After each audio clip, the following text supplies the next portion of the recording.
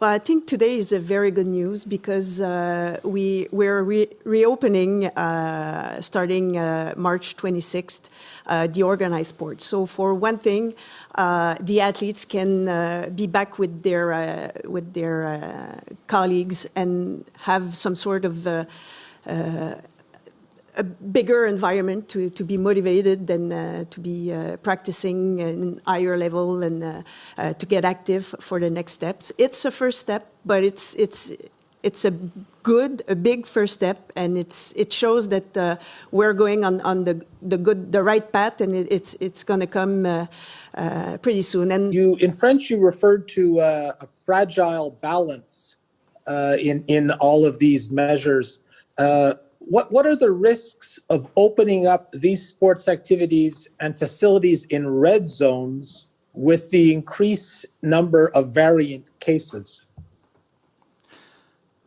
Well, we've seen, and you've noticed this last fall, that in certain instances we have had outbreaks related with especially sports groups, but different sports organizations. Most of it was really well done and well prepared, but we had those events, and those are large events that we have to be very careful. And with variants coming in the picture, we have to be very careful with that. So there's always a risk, but what we are seeing right now is that the rate has been decreasing for the last 8 weeks, and people have in fact restrained for those activities very significantly. I think all the measures that were put in place in January were really well received by the people, most of the people, I should say, and that has had an impact. So we are, in fact, dependent on the way that people will behave, and that's why we insist that people must respect the process. If people respect the recommendations, so we think that it's quite secure and it should go very well. But the fact that variants are present especially in the red zone, is something that we monitor every day, and something of concern for us. But as I said before in French, it's really a balance between the risk of keeping people close without sport activities or other activities, and mental health, and the fact that people will say, well, we won't respect those measures. So there's that fragile balance.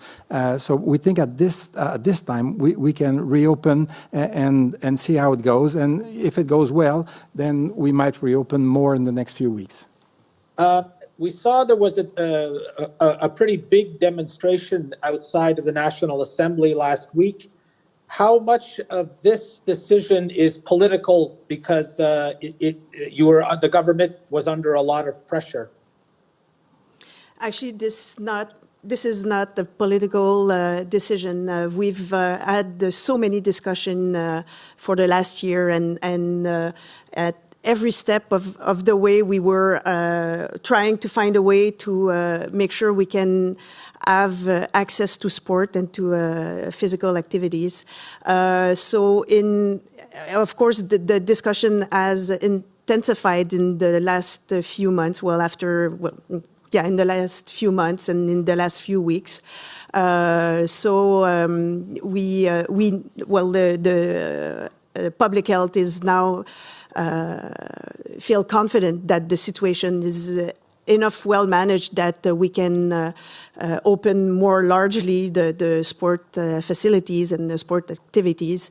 So this is not a reaction to the demonstration. It's a reaction to the situation how it is now, and with all the work that's been done with the federations, with Sport Québec, RSEQ, the AQLM, with everybody that is respecting the rules, and so now they feel confident enough to reopen the organized sports.